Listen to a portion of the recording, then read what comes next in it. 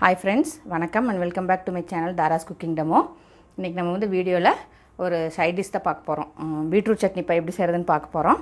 நம்ம டிஷ்ஷுக்கு தேவையான இன்க்ரீடியன்ஸ் என்னென்னு பார்க்குறதுக்கு முன்னாடி இதுவரை சேனல் சப்ஸ்கிரைப் பண்ணாமல் இருக்கவங்க, சேனல் ஃபஸ்ட் டைம் பார்க்குறவங்க ப்ளீஸ் கீழே இருக்க ரெட் கலர் பட்டன் டச் பண்ணி சப்ஸ்கிரைப் பண்ணிக்கோங்க. பக்கத்தில் இருக்க பெல் ஐக்கான் ப்ரெஸ் பண்ண மறந்துடாதீங்க.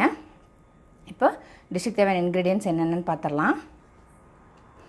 ஒரு 1.5 ஸ்பூன் கடலைப்பருப்பு எடுத்திருக்கேன், டீஸ்பூன் 1.5 டீஸ்பூன் உளுந்து பருப்பு எடுத்திருக்கேன், ஒரு 5-6 சின்ன வெங்காயம் எடுத்திருக்கேன், ஒரு 2 பல்லு பூண்டு எடுத்திருக்கேன், ஒரு 1 இன்ச் இஞ்சி எடுத்திருக்கேன், ஒரு 1/4 மூடி தேங்காய் பூ எடுத்திருக்கேன், காரத்துக்கு தகுந்த வரமிளகா நான் வந்து ஒரு 5 வரமிளகா எடுத்திருக்கேன். உங்கள் காரத்துக்கு தகுந்த மாதிரி நீங்கள் வந்து கொஞ்சம் அட்ஜஸ்ட் பண்ணிக்கலாம். கருவேப்பிலை கொஞ்சம் எடுத்திருக்கேன், ஒரு பீட்ரூட், ஒரு மீடியம் சைஸ் பீட்ரூட் வந்து நல்லா தோல் சீவிட்டு சுத்தம் பண்ணி கழுவிட்டு இந்த மாதிரி துருவி வச்சுருக்கேன். டிஷ்ஷுக்கு தேவையான உப்பு. இப்போ பேன் வச்சு ஒரு 3 ஸ்பூன் ரீஃபைண்ட் ஆயில் ஊற்றிருக்கேன். எண்ணெய் காஞ்சோடனே ஃபஸ்ட்டு கடலைப்பருப்பு சேர்த்துக்கலாம். உளுந்து வந்து சீக்கிரம் பொரிஞ்சிடும், அதனால் கடலைப்பருப்பு ஒரு 2-3 தடவை வறுத்துட்டு அதுக்கப்புறம் உளுந்து சேர்த்துக்கலாம். இப்போ உளுந்தும் நல்லா செவக்கட்டும். இப்போ உளுந்து கடலைப்பருப்பும் ஓரளவுக்கு செவந்துருச்சு. அதில் வந்து வரமிளகா சேர்த்துடலாம். மிக்ஸ் பண்ணிவிட்டு வந்து வெங்காயம், பூண்டு, இஞ்சி 3 சேர்த்துடலாம். கருவேப்பிலையும் சேர்த்துட்றேன். அதிலே கருவேப்பிலையும் சேர்த்தாச்சு. இப்போ வெங்காயம் நல்லா டிரான்ஸ்பரண்ட்டாக வதங்கிருச்சு, இஞ்சி பூண்டு எல்லாமே வதங்கிருச்சு. இப்போ இதில் நம்ம எடுத்து வச்சுருக்க தேங்காய் சேர்த்துடலாம். தேங்காய் இந்த எண்ணெயிலே கொஞ்சம் நல்லா வதங்கட்டும். இப்போது தேங்காய் சேர்த்து நல்லா ஒரு 5 மினிட்ஸ் கிட்ட நல்லா வதக்கியாச்சு.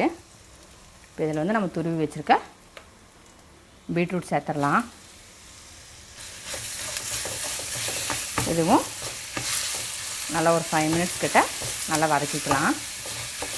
இப்போ பச்சை வாசம் போக நல்லா ஒரு 5 to 8 மினிட்ஸ் வரைக்கும் இந்த பீட்ரூட் நல்லா வதக்கியாச்சு. இப்போ ஸ்டவ் ஆஃப் பண்ணிவிட்டு இது நல்லா ஆற வச்சுட்டு இதுக்கு தேவையான உப்பு சேர்த்து நம்ம மிக்சியில் நல்லா ஃபைன் பேஸ்ட்டாக அரைச்சிக்கலாம். இப்போது சட்னி நல்லா ஃபைனாக அரைச்சாச்சு. ஆக்சுவலாக அது அரைச்சிட்டு நான் டேஸ்ட் பார்க்குறப்போ அது ஸ்வீட்டான பீட்ரூட் போல், அதனால் காரம் கொஞ்சம் பத்தாமல் இருந்துச்சு. நான் திருப்பி இன்னும் 2 வரமிளகா வச்சு கூட சேர்த்து அரைச்சிருக்கேன். இப்போ காரம் உப்பு எல்லாமே கரெக்டாக இருக்குது. ஆக்சுவலாக அந்த எக்ஸ்ட்ரா வைக்கிற வரமிளகா வறுக்க வேண்டாம், அப்படியே சும்மா வச்சு நம்ம அரைச்சிக்கலாம். நீங்களும் டேஸ்ட் பண்ணி பார்த்துட்டு உங்கள் பீட்ரூட் ஸ்வீட்டுக்கு தகுந்த மாதிரி காரம் வச்சு அரைச்சிக்கோங்க. இப்போ தாளிச்சிக்கலாம். இப்போ நான் ஒரு தக்காளி பேன் வச்சு ஒரு 2 ஸ்பூன் எண்ணெய் ஊற்றிருக்கேன். எண்ணெய் காஞ்சோன்னே கடுகு சேர்த்துக்கலாம். கடுகு பிடிச்சோன்னே கருவேப்பிலை சேர்த்துடலாம். இப்போது சட்னி தாளிச்சாச்சு. ரொம்ப ஹெல்த்தியான டேஸ்டியான ஒரு சட்னி ரெடி. இது வந்து இட்லி, தோசை, நம்ம சாப்பாட்டுக்கு போட்டு பிணைஞ்சிக்கிறது, இல்லை சாப்பாட்டுக்கு சைட் டிஷ்ஷாக வச்சுக்கிறது எல்லாத்துக்குமே ரொம்ப டேஸ்டியாக இருக்கும். வீடியோ யூஸ்ஃபுல்லாக இருந்திருக்குன்னு நினைக்கிறேன். வீடியோ பிடிச்சிருந்தால் லைக் பண்ணுங்கள், ஷேர் பண்ணுங்கள், கமெண்ட் பண்ணுங்கள்.